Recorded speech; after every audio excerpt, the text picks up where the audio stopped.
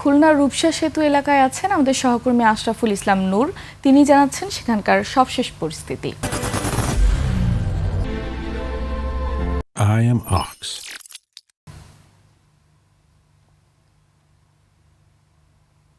রূপসা সেতুর টোল প্লাজায় এই মুহূর্তে লোপা আপনি আপনার মাধ্যমে আমি দর্শকদেরকে দেখাতে চাই বিপুল বিক্ষুব্ধ ছাত্র জনতা অগ্নিসংযোগ করে বিক্ষোভ করছে Khulna metropolitan police commissioner Zulfiqar Ali Haider অপসারণের এক দফা দাবিতে।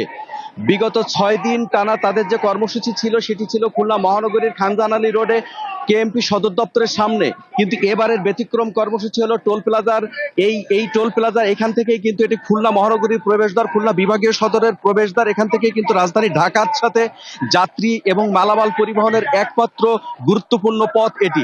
এখানে আপনাদেরকে দেখাচ্ছি যে রূপসা সেতু থেকে কিন্তু হাজার হাজার পরিবহন 1.5-2 ঘন্টা যানজটে, দীর্ঘ যানজটে আটকা পড়েছে।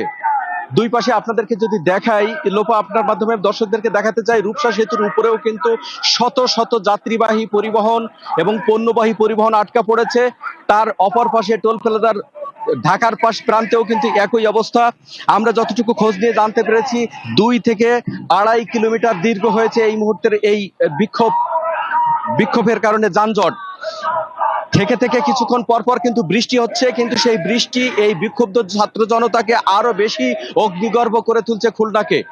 টোল প্লাজা কেপিআই এলাকা আপনি জানেন লোপা।